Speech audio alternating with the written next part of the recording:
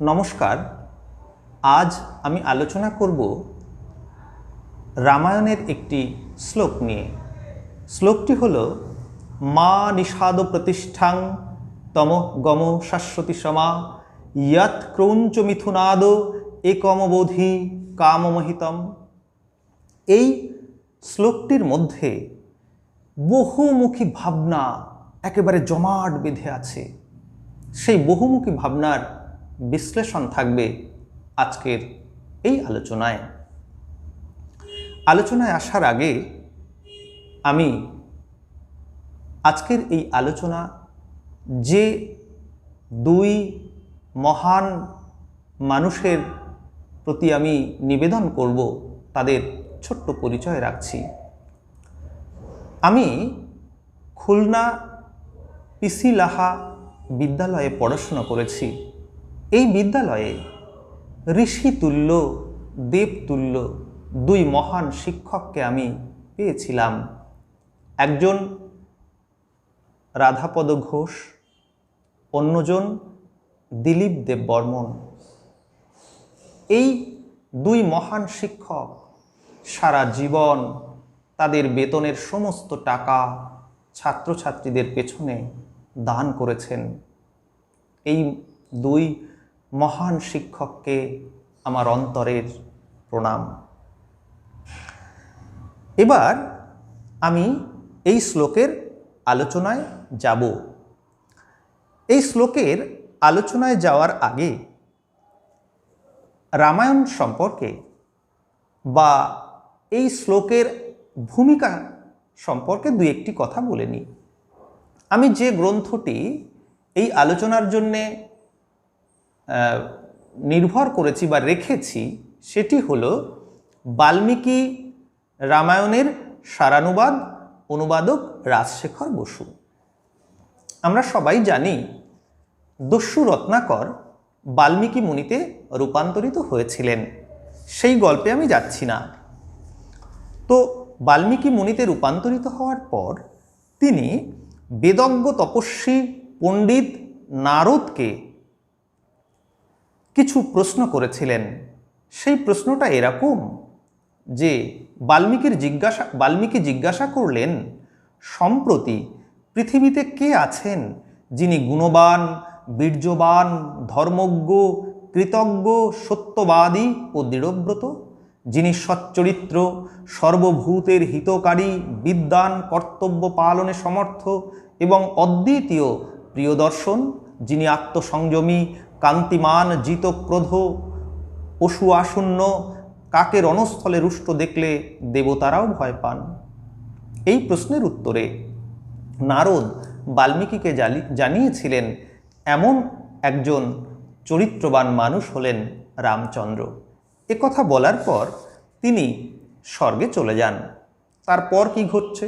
তারপর নারদ দেবলোকে চলে যাওয়ার পর বাল্মীকি জাহ্নবীর নিকটস্থ তমসা নদীর তীরে এলেন এবং পার্শ্ববর্তী শিষ্য ভরদ্বাজকে বললেন, ভরদ্বাজ, দেখো এই তীর্থ কেমন কর্দম শূন্য, রমণীয়। এর জল সচ্চরিত্র, মনুষ্যের মনের তুল্য স্বচ্ছ। বৎস, তুমি কলস রেখে আমার বলকল দাও, আমি এই উত্তম তমসা তীর্থে অবগাহন করব। এরপর তিনি সেই তমসা তীর্থে বা সেই নদীতে তিনি অবগাহন করলেন, অর্থাৎ স্নান করলেন। স্নান আর অবগাহনের অনেক পার্থক্য, যাক সে কথা, আজ সেটা আলোচনার বিষয় নয়। তিনি স্নান করে উঠলেন। উঠে কি করলেন? বাল্মীকি শিষ্যের হাত থেকে বলকুল নিয়ে চারিদিকের নিবিড় বন দেখতে দেখতে বিচরণ করতে লাগলেন। সেই বনের নিকটে এক কলকণ্ঠ ক্রৌঞ্চ মিথুন বিহার করছিল। এমন সময় এক ব্যাধ এসে ক্রৌঞ্চকে বিনাশ করলে। এই ঘটনা আমরা সবাই জানি। তবুও সেই সময়ে সেই বর্ণনা দিতে গিয়ে বাল্মীকি কি বললেন? তং শোণিত পরিতাঙ্গং চেষ্টমানং মহিতলে ভর্জাতু নিহতং দৃষ্টা রুরাব করুণাং গিরম বিযুক্তা পতিনা তেন দ্বিজেন সহচারিণা তাম্র শীর্ষেন মত্তেন পত্রিনা সহিতেনা বৈ। এর বাংলা করলে হবে এরকম: ক্রৌঞ্চ নিহত হয়ে শনিতাক্ত দেহে ভূতলে ছটফট করছে দেখে তার ভার্যা ক্রৌঞ্চি সেই সহচর তাম্র শীর্ষ কামনমত্ত বিস্তৃত পক্ষ সঙ্গমরত পক্ষীর বিচ্ছেদে করুণ স্বরে রোদন করতে লাগলো। এখানে বলে রাখি যে তাম্রশীর্ষ শব্দটির অর্থ হচ্ছে যার মাথায় লাল ঝুঁটি আছে। ক্রৌঞ্চ হচ্ছে এক জাতীয় পাখি। এখানে লেখা আছে, রাজশেখর বসু তার অনুবাদ করেছেন, কোচ বক। তো এবার আমরা কি পেলাম? যে নদী থেকে স্নান করে মুনি ঘুরে বেড়াচ্ছেন বনের মধ্যে, সেই সময় একটা ব্যাধ এসে দুটো পাখি যখন মিলনরত অবস্থায়, তখন পুরুষ পাখিটিকে ব্যাধ তীর দিয়ে মেরে ফেললেন। সেই তীরবিদ্ধ রক্তাক্ত পাখি মুনির পায়ের কাছে, আর গাছে বসে আছে সেই স্ত্রী পাখিটি। তাকে দেখে বিক্ষণশীল মুনির হৃদয় করুণায় ভরে গেল। তিনি কি করলেন? সেই সময় তিনি চরম একটি শ্লোক বলে ফেললেন বা বললেন। সেই শ্লোকটি কি? আমি আসছি। ক্রৌঞ্চকে নিহত দেখে ক্রৌঞ্চির করুণ রোদন শুনে ধর্মাত্মা বাল্মীকির মনে দয়ার সঞ্চার হলো। ব্যাধের এই কার্য নিতান্ত অধর্মজনক জ্ঞান করে তিনি বললেন, কি বললেন? মা নিষাদ প্রতিষ্ঠাং তমঃ গম শাশ্বতী সমা ইয়াত ক্রৌঞ্চ মিথুনাদ একমবোধি কামমোহিতম। এর বাংলা কি? নিষাদ, তুই চিরকাল প্রতিষ্ঠা লাভ করবি না, কারণ তুই ক্রৌঞ্চ মিথুনের একটিকে কামমোহিত অবস্থায় বধ করেছিস। এবার দেখা যাক কবি কি বললেন এই শ্লোকের মধ্যে। নিষাদ প্রতিষ্ঠা পাবে না, এই যে শ্লোকটি, এই যে মা নিষাদ, এটা শোক থেকে উৎপত্তি লাভ করেছে। এ কারণে বাল্মীকি এর নাম দিয়েছিলেন শ্লোক। হয়তো অনেকেই এটা জানেন যে শ্লোক শব্দটি কোথা থেকে এসেছে। শ্লোক শব্দটি এসেছে এই প্রসঙ্গ থেকে, অর্থাৎ শোক থেকে। শোক থেকে যার উৎপত্তি, তার নাম মহামুনি বাল্মীকি রেখেছিলেন শ্লোক। এটা অনেকের জানা। আমার মূল আলোচ্য কি? এই শ্লোকটির মধ্যে কি আছে? এটা কি সত্যি এইটুকুই, না এর ধারণ শক্তি বা এটা একটা দর্শন, তার চেয়েও অনেক বড় কিছু? এই শ্লোকটির মধ্যে তিনটি জিনিস রয়েছে। প্রথমটা কি? মানে একসঙ্গে মিশে আছে। প্রথমত, এটি সাহিত্য তত্ত্বের বা নন্দন তত্ত্বের এক উৎসবিন্দু। 2 নম্বর, সমস্ত রামায়ণের চাবিকাঠি এই শ্লোকটি, যেন সমগ্র রামায়ণের যে দর্শন, রামায়ণে তিনি যা বলতে চেয়েছেন তা যেন এক কথায় তিনি এখানে বলে দিয়েছেন। এ যেন সমগ্র রামায়ণের এক নির্যাস। 3 নম্বর কি আছে? জীবন রহস্যের চাবিকাঠি। সমস্ত জীবন দর্শন কি, জীবনের সত্য কি, সমস্ত উপনিষদ, বেদ বা আমাদের যাবতীয় উপলব্ধির, জীবন সম্পর্কে উপলব্ধির একটা মানে চাবিকাঠি বলা যেতে পারে, যা তার উৎসবিন্দু বলা যেতে পারে। তাহলে আমরা 3টে জিনিস পাচ্ছি: নন্দন তত্ত্ব বা সাহিত্য তত্ত্বের উৎস, সমগ্র রামায়ণের বক্তব্য এখানে ধরা, রামায়ণের নির্যাস, আর জীবন রহস্যকে একদম একটা ছোট্ট ফ্রেমে বলে দেওয়া। এবার আমরা একটু এই শ্লোকটার মধ্যে আসি। প্রসঙ্গটা একটু মনে রাখতে হবে। কি সেই প্রসঙ্গ? সেই পাখিটা, একটা পাখি তীরবিদ্ধ, পুরুষ পাখিটা ছটফট করছে যন্ত্রণা। স্ত্রী পাখিটা বসে আছে ডালে, তার হৃদয় ফেটে যাচ্ছে, প্রিয় মানুষটা মরে যাচ্ছে। মুনি এটা দেখছেন, দেখে তিনি উচ্চারণ করলেন, কিন্তু পরক্ষণেই মুনি কিন্তু যন্ত্রণার মধ্যে থাকলেন না, দুঃখের মধ্যে থাকলেন না। তিনি পরেই বলেছেন, পাদবদ্ধাক্ষর সমস্তন্ত্রীলয় সমন্বিত শোকার্তস্য প্রবৃত্ত মে শ্লোক ভবতু নান্যথা।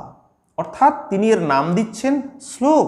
তিনি বলছেন এই যে চরণবদ্ধ সমান অক্ষর বিশিষ্ট তন্ত্রী লয়ে গানের যোগ্য বাক্য আমার শোকাবেগে উৎপন্ন হয়েছে, তা নিশ্চয়ই শ্লোক নামে খ্যাত হবে। তাহলে কি হলো?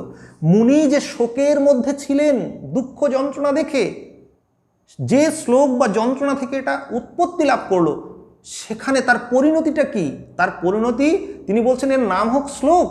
এটা একটা সৃষ্টি।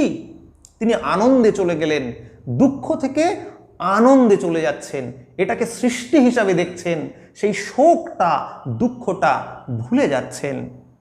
এই প্রসঙ্গে আমি রবীন্দ্রনাথের রূপনারায়ণের কুলের শেষ দুটো লাইন একটু বলে দিচ্ছি। সত্যের দারুণ মূল্য লাভ করিবারে মৃত্যুতে সকল দেনা শোধ করে দিতে।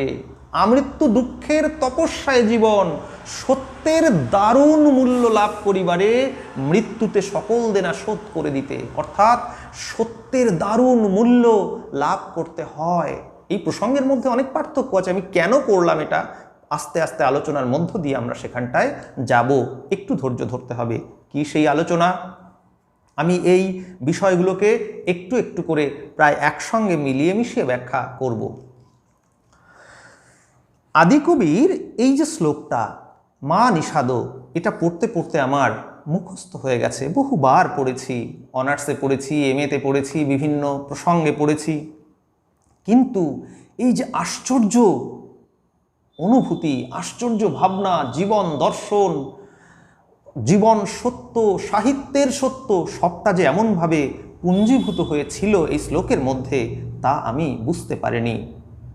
কবি একটি শ্লোকে জীবন, জীবন দর্শন, কাব্য রহস্য সবই ব্যক্ত করেছেন।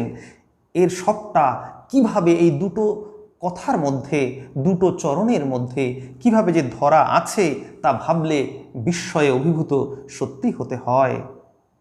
শুধু তাই নয়, উচ্চ মনের জীবন দর্শন, এটাও তো এখানে রয়েছে। তাহলে জীবন দর্শন, সাহিত্য দর্শন, রামায়ণের নির্যাস, এইটুকুর মধ্যে শ্রদ্ধায় মাথা নত হয়ে আসে। রবীন্দ্রনাথ এটাকে কি বলেছেন? রবীন্দ্র সাহিত্যে এটাই তো রয়েছে, সত্য আর সুন্দর। সত্য সুন্দর কখনো তো দুঃখের হতে পারে না, তা আনন্দের। কি করে আনন্দের হয়, এটাই তো রহস্যের। যদি কেউ এই পরম সত্যের মধ্যে, যদি কেউ এই শ্লোকের মধ্যে, এই পরম সত্যের মধ্যে ঈশ্বরকে খুঁজে পান, তাহলে আমার কিছু বলার নেই। আমি কিন্তু কোনো ঈশ্বর তত্ত্ব দিয়ে দেখাতে চাইছি না। আমার কাছে দুটি জিনিস, একটা হচ্ছে সৃষ্টিতত্ত্ব, নন্দন তত্ত্ব, রামায়ণের নির্যাস, আর সব কিছুকে মিলে মিশে রয়েছে এই জীবন, এই যে প্রাপ্ত জীবন আমরা যেটা পেয়েছি। আমি একজন মানুষ, এই জীবন থেকে কোথায় পৌঁছাতে পারি? এই জীবনকে কি মহাজীবনের স্তরে নিয়ে যাওয়া যায়? কি তার অনুভূতি, কিভাবে সম্ভব? তা তো এই মহা মুনি ঋষি, রবীন্দ্রনাথ, বড় বড় স্রষ্টা, এদের হাত ধরে ছাড়া, এদের মধ্য দিয়ে ছাড়া বোঝার তো কোনো উপায় নেই। তাই আমরা এইখানে ঢুকছি একেবারে নান্দনিক অনুভূতি নিয়ে। কোনো ঈশ্বর অনুভূতি বা ধর্মীয় অনুভূতি আমার এই আলোচনায় নেই। আলংকারিকগণ এই অনুভূতিকে কি বলেন? আলংকারিক যারা, তারা তো বলেন রসধ্বনি, কারণ এর মধ্যে নন্দন তত্ত্ব আছে, অলঙ্কার তত্ত্ব আছে।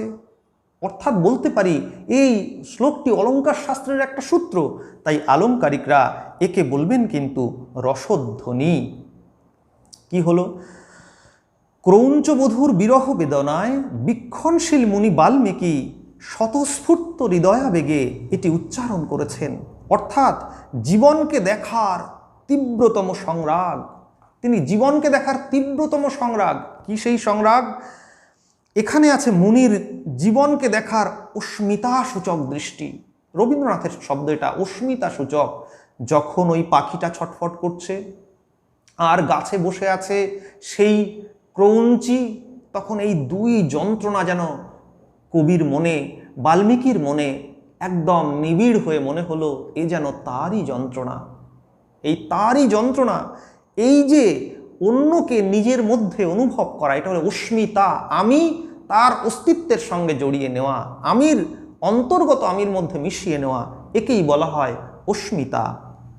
অর্থাৎ ব্যথাতুর পাখিটির হৃদয় তিনি নিবিড় এক অনুভবে হৃদয় সংবেদী করে এক মুহূর্তে আত্মলোকে একাত্ম করে নিয়েছেন।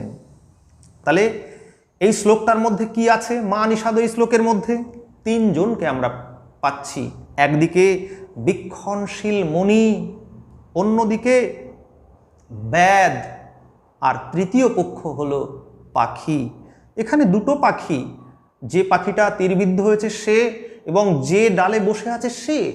কিন্তু ধীরে ধীরে আমরা দেখব যে পাখিটা ডালে বসে আছে তাকে দেখব, যে মারা গেছে সেই যন্ত্রণা অপেক্ষা যে বেঁচে আছে তার যন্ত্রণা বড় হয়ে ধরা দিয়েছে এই বাল্মীকির কাছে। এবার আসি গভীরে। সত্যি কি যে ব্যাদ মারল সে কি শুধু ব্যাদ, সে কি শুধু নিষাদ? একেবারেই তা নয়। এইটুকু ভাবলে এই শ্লোকটা পুরোপুরি বোঝা যাবে না। এই ব্যাধকে, এই ব্যাধ হলো মৃত্যু। ক্রৌঞ্চদয়কে তাহলে, ক্রৌঞ্চদয় হলো জীব সত্তা বা আমাদের এই জীবনের একটা প্রতীক।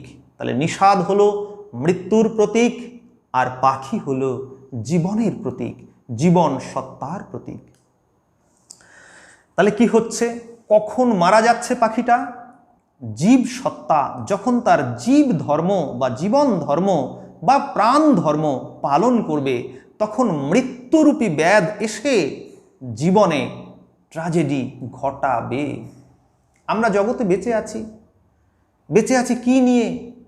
কামে, প্রেমে, সব কিছু নিয়ে আষ্ঠে পৃষ্ঠে জড়িয়ে আছি। সন্তান, প্রিয় মানুষ, মা, বাবা ইত্যাদি।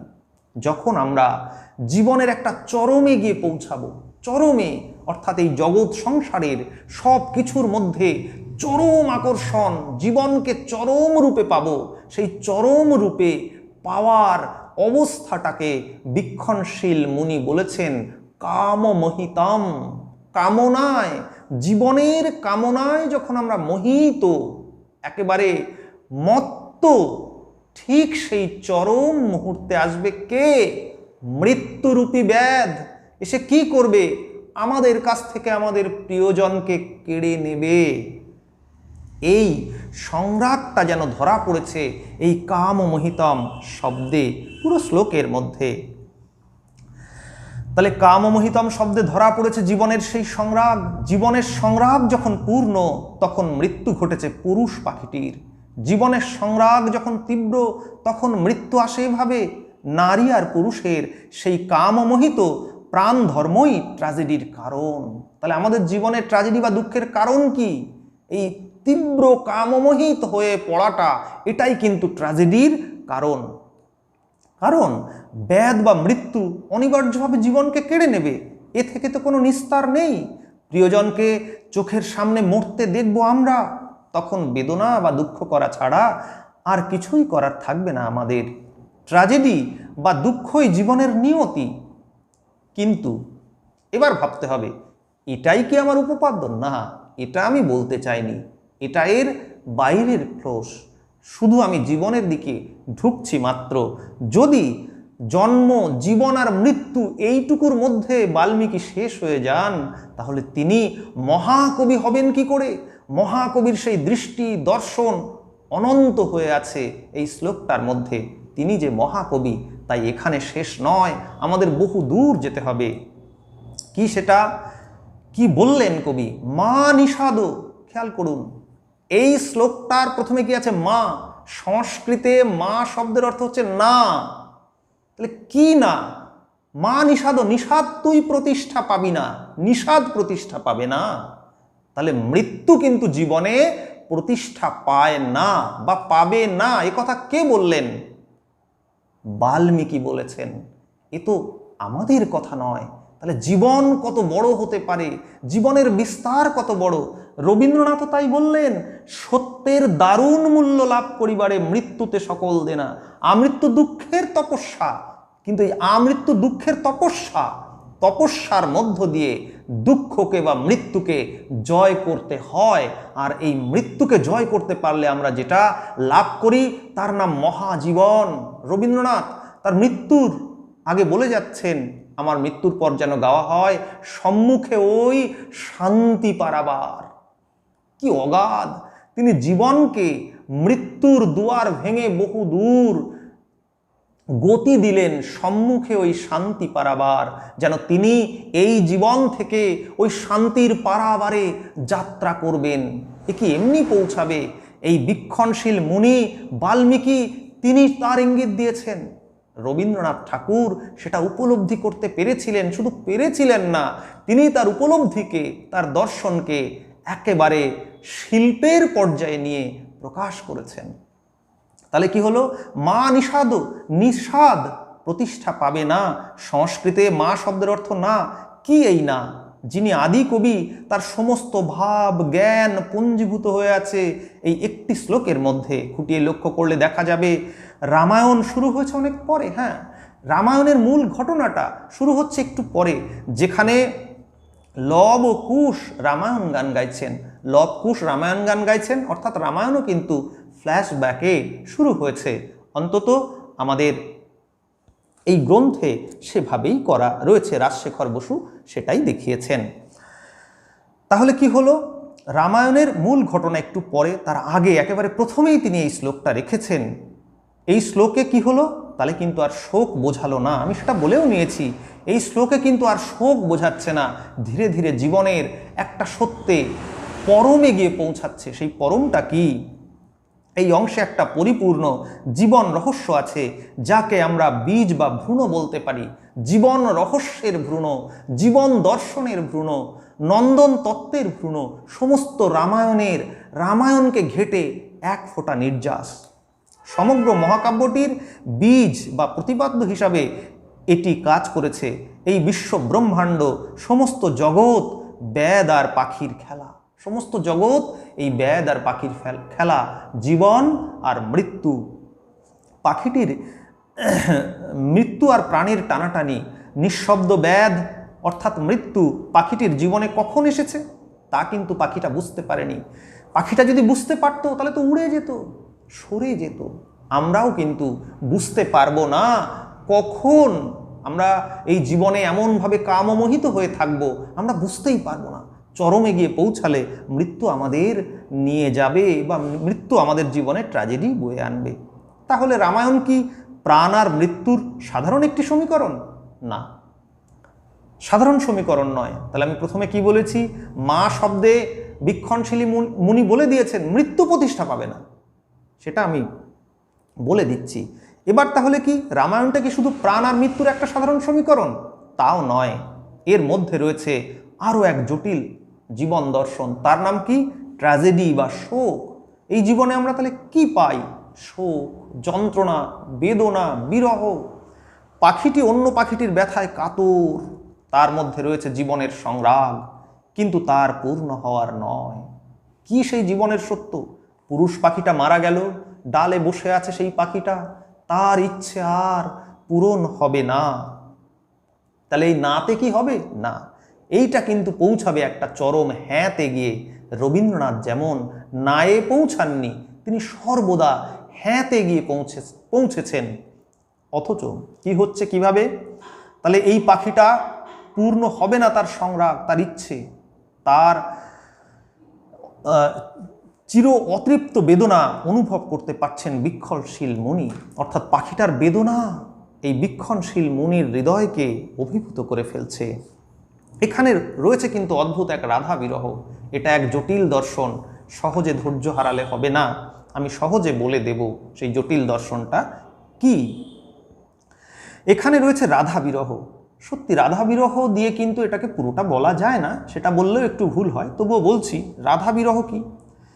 কারণ রাধা বিরহ দিয়ে বলা যাবে না কৃষ্ণ জীবিত, কৃষ্ণ রাধাকে ছেড়ে মথুরায় চলে যাচ্ছে, রাধা একটা বিরহে রয়েছে, সেটা জীবাত্মারই একটা দশা। আমরা বৈষ্ণবীয় তত্ত্বে সেটা জেনেছি। এখানে পাখিটি মৃত, তাই মৃত্যুর আঘাতে বেদনা এখানে অনেক গভীর।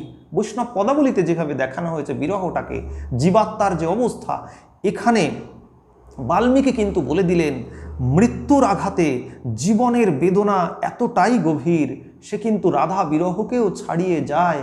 আর রাধা বিরহ যদি একটা অংশ হয়, একটা পার্ট, রাধা বিরহ জীবনের একটা পার্ট হতে পারে, কিন্তু এই শ্লোকটা যেন সমগ্র জীবন, জীবনের সংরাগ, জীবনের বেদনা, জীবনের দর্শন, এখানে অনেক অনেক অনেক গাঢ়। কি হলো সেটা? এই তীব্রতম সংরাগ থেকে জীবনের লীলাকে অনুভব করেন একজন মুনি, যার নাম বাল্মীকি। তাহলে বাল্মীকি বলেছেন, মা নিষাদ, নিষাদ তুই প্রতিষ্ঠা পাবি না, অর্থাৎ মৃত্যু প্রতিষ্ঠা পাবে না। প্রতিষ্ঠা পাবে কে? জীবন। কোন জীবন? যে জীবন কিরম কাঁদবে হাউ হাউ করে, বিরহ। এখানটাই প্রশ্ন। বীক্ষণশীল মুনি কিন্তু দুঃখ বা যন্ত্রণায় থাকলেন না। বিরহটা কি? বিরহ আর দুঃখ, পার্থক্যটা বুঝতে হবে। দুঃখটা কি? দুঃখ হলো যন্ত্রণা, সেটা আমরা নিতে পারি না। একটা রাস্তায় অ্যাক্সিডেন্ট ঘটলো, আমরা দেখলাম কোনো মানুষ মারা গেল, আমাদের জীবনে আমরা দেখলাম, দেখে কিন্তু আমরা কষ্ট পাবো, ভাতও খেতে পারবো না, আমাদের ভালো লাগবে না, কারোর সাথে কথা বলতে ভালো লাগবে না। কিন্তু যদি আমরা সাহিত্য পড়ি, সাহিত্যের মধ্যে যখন মৃত্যুকে দেখব, তখন কিন্তু আমরা দুঃখ পাবো না, আমাদের আনন্দে জীবন ভরে উঠবে। রবীন্দ্রনাথ কি বললেন? আমৃত্যু দুঃখের তপস্যা, মানে দুঃখটাকে তপস্যা করে অর্জন করতে হবে।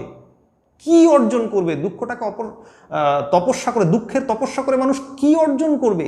দুঃখটাকে জীবনের অংশ করে সেই দুঃখ থেকে জীবনের এমন একটা নির্যাস বেরিয়ে আসবে, যা জীবনকে ক্ষুদ্রতা থেকে মহাজীবনের দিকে নিয়ে যাবে। এটাই হলো দুঃখের তপস্যা, অর্থাৎ দুঃখকে তপস্যা করে জীবনের অংশ করে সেই দুঃখ থেকে জীবনের অমৃত বিন্দু খরিত করে জীবনকে মহাজীবনের দিকে এগিয়ে নিয়ে যেতে হবে। আর তখনই কবি বলতে পারবেন, সম্মুখে ওই শান্তি পারাবার। তাহলে এখানেও কিন্তু বীক্ষণশীল মুনি বললেন, মা নিষাদ তুমি প্রতিষ্ঠা পাবে না, এবং তারপরে বললেন শ্লোক ভবতু নান্যথা, আমি যেটা বললাম তার নাম দেওয়া যাক শ্লোক। শোক থেকে উৎপত্তি হয়েছে, কিন্তু শোক নয়, এটা শোক নয়, এটা শ্লোক। শ্লোকটা কি? এটা একটা সৃষ্টি। সৃষ্টিটা কি? এটা একটা আনন্দ। তাহলে দুঃখ থেকে তিনি যেটা পাচ্ছেন, শোক থেকে যেটা পাচ্ছেন, সেটা শোক নয়, সেটা শ্লোক, অর্থাৎ আনন্দ। এটাই বড় কথা। কি সেটা? এবার ব্যাখ্যা করি। আশা করি আমার যারা শ্রোতা রয়েছেন তারা একটু একটু করে বুঝতে পারছেন, আমি বা বোঝাতে পারছি। যদি না পারি সেটা আমার ব্যর্থতা। সাহিত্যের ক্রিটিকরা যেভাবে দেখান, আমি ঠিক সেভাবে দেখাতে চাচ্ছি না। সাহিত্যের যারা নন্দনতাত্ত্বিক, যারা আলংকারিক, তারা যেভাবে দেখাচ্ছেন, আমি কিন্তু ঠিক সেভাবে দেখাচ্ছি না। একটু আলাদা হয়ে যাবে তাদের সেই বক্তব্যের সঙ্গে আমার বক্তব্য। বাস্তবের দুঃখ সাহিত্যে আনন্দ দেয়। বাস্তবের যে দুঃখ সেটা বাস্তবে কষ্ট দেয়, কিন্তু সাহিত্যে সেটা আনন্দ দেয়। কিন্তু এক্ষেত্রে কিন্তু তা হচ্ছে না। যে স্থানে ক্রৌঞ্চটি মারা গেছে,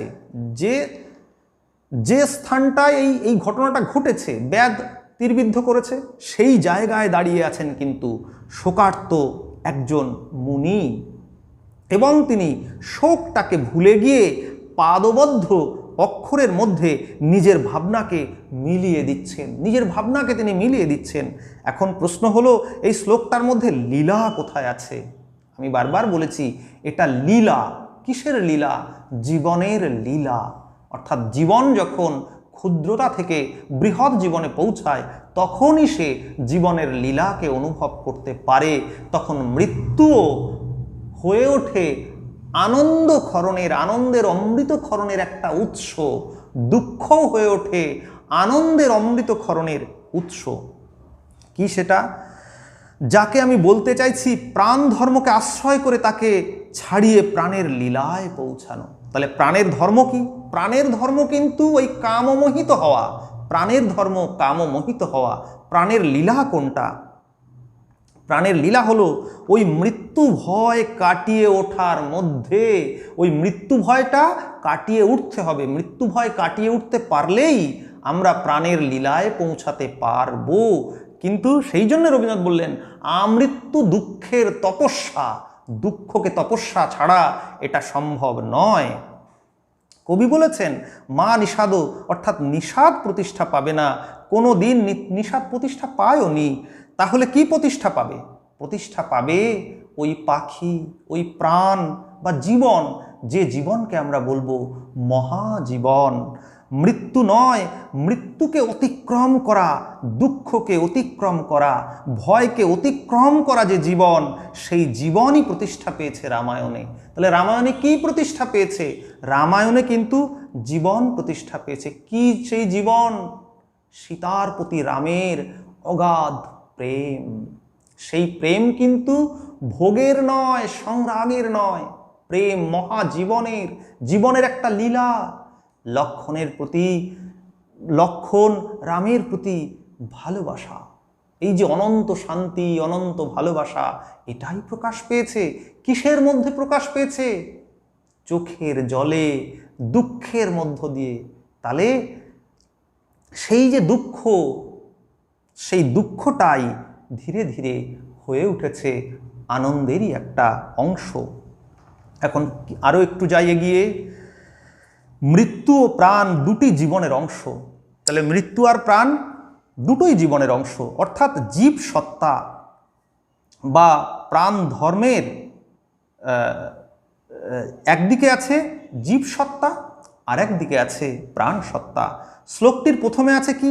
মা, অর্থাৎ প্রাণের ধর্ম সত্য নয়, প্রাণের ধর্ম সত্য নয়, অর্থাৎ যেটা জীব সত্তা সেটা সত্য নয়। সেই জীব সত্তাকে প্রাণের লীলায় কিন্তু রূপান্তরিত করতে হবে।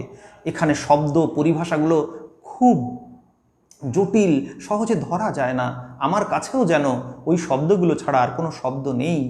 তাহলে সত্য কি প্রাণের লীলা, যেখানে স্ত্রী পাখিটা বেঁচে থাকে বেদনায়, আকাঙ্ক্ষায়, জীবনের সত্যে। আমরা কি করব? যে প্রিয় মানুষটা যারা হারিয়ে গেল, তাদের প্রতি এই যে চোখের জল পড়বে, এই চোখের জলের মধ্য দিয়ে তাদেরকে আমরা অনুভব করব। তখন সে আর দেহবদ্ধ মানুষ নয়, তার কাছে আমরা কামনা করব না, তার কাছে আমাদের প্রয়োজনের কোনো সম্পর্ক নেই। মনে হবে না সে আমাকে ভাত রান্না করে দিক, মনে হবে না তার শরীরটা আমি চাই। তাকে ছাড়িয়ে এই যে তাকে অনুভব করা, তাকে পাওয়া। আমার মা যখন বেঁচে আছেন তখন বলছি, মা টাকা দাও মোবাইল কিনবো, বাবা টাকা দাও মোবাইল কিনবো। প্রিয় মানুষটা বেঁচে আছে, তাকে শাড়ি কিনে দাও, ঝগড়া হচ্ছে। আবার এই যে চাওয়া, এই যে প্রয়োজনের চাওয়া, এই প্রয়োজনের চাওয়ার ঊর্ধ্বে গিয়ে যখন আমরা অনন্ত বিরহের মধ্যে চোখের জলে তাকে অনুভব করব, সেই যে আকাঙ্ক্ষা, আকাঙ্ক্ষাটা ফুরিয়ে গেলে সে তো আর থাকে না। এই আকাঙ্ক্ষার মধ্যে যে পাওয়া, সেই পাওয়া হলো পরম পাওয়া, চরম নয়, পরম পাওয়া। সে কোনো সংরাগ নয়, সে কোনো কামমোহিতাম অবস্থায় আর থাকে না। তাই ওই বীক্ষণশীল মুনি অনুভব করেন, ওই ডালে যে পাখিটা বসে আছে তার আকাঙ্ক্ষার মধ্যে সংরাগ থাকলেও দুঃখের তপস্যার মধ্য দিয়ে সেই জীবনের কামমোহিত অবস্থা পেরিয়ে সে বিরহে গিয়ে পৌঁছাবে, চোখের জলে তাকে পাবে। মৃত্যু বা ব্যাধ সেখানে পৌঁছাতে পারবে না। ব্যাধ তুই প্রতিষ্ঠা পাবি না, প্রতিষ্ঠা পাবে এই প্রেমাকাঙ্ক্ষা। যে প্রেমাকাঙ্ক্ষা প্রয়োজনের সীমা উত্তীর্ণ হয়ে একটা মহাজীবনে, জীবন সত্যে গিয়ে পৌঁছায়। এটাই বাল্মীকির শ্লোকের মূল কথা, যেটা সাহিত্য তত্ত্বের একটা উৎসবিন্দু, রামায়ণের নির্যাস আর জীবন রহস্যের, জীবন দর্শনের একটা অদ্ভুত শৈল্পিক রসধ্বনি বা বহিঃপ্রকাশ। এটি আমার উপপাদ্য। আর কয়েকটা কথা বলে আমি শেষ করছি। এখানে বাল্মীকি অভিভূত হয়ে যান, জীবনের এই রূপ দেখে বাল্মীকি অভিভূত, যেখানে মৃত্যু অর্থাৎ ব্যাধ অভিশপ্ত হয়। ব্যাধকে তিনি অভিশাপ দিলেন, মহা নিষাদ, তুই পাবি না, প্রতিষ্ঠা পাবি না। কাম, কাম প্রাণের ধর্ম, তাও পূর্ণ হলো না। তাহলে মৃত্যু প্রতিষ্ঠা পেল না। যেটা কাম, যেটা প্রাণের ধর্ম, প্রাণ মানে অর্থাৎ শরীরকে নিয়ে যে প্রাণ কামনাময়, সেটাকে আমি প্রাণ বলছি, প্রাণ ধর্ম বলেছি, সেই কাম সেটাও পূর্ণ হলো না। থাকলো কি? তাহলে কি থাকলো? মৃত্যু থাকলো না। প্রাণের যে ধর্ম, কামমোহিত হওয়া প্রাণের ধর্ম, সেটাও কিন্তু পূর্ণ হবে না। তাহলে কি প্রতিষ্ঠা থাকলো? প্রাণের তীব্র আকাঙ্ক্ষা। যে তীব্র আকাঙ্ক্ষা ওই স্ত্রী পাখিটা বহন করবে, সে কখনো মরবে না। প্রাণকে প্রাণের লীলায় উত্তীর্ণ করে দেবে। এটাই তো বলেছেন মহামুনি বাল্মীকি। এটাই কি রামায়ণের কথা নয়? এটা কি জীবনের কথা নয়? এটা কি রবীন্দ্র দর্শনেরও মূল কথা নয়? যার জন্যে আমরা রবীন্দ্রনাথকে বলি আনন্দবাদী কবি, অর্থাৎ জীবনের সমস্ত দুঃখকে তপস্যার মধ্য দিয়ে কি করে আনন্দে পৌঁছাতে হয় সেটা তো তিনি উপলব্ধি করেন। নমস্কার। এরপরেও অনেক প্রশ্ন থাকতে পারে যে পুরুষ পাখিটা কেন মরল, স্ত্রী পাখিটা কেন বাঁচল, সেসব তো পরে করা যাবে। নমস্কার। আমি খুব ছোট মানুষ, বিরাট একটা বড় কথা বলে ফেললাম, কি হয়েছে তাও জানি না। আপনারা কিন্তু জানাবেন, আমাদের চ্যানেলে মন্তব্যের জায়গা থেকে জানাবেন। সমগ্র বিশ্ব সংসারের প্রতি এই ক্ষুদ্র মানুষের অভিনন্দন আর নমস্কার জানিয়ে আজকের এই ক্লাসটা আমি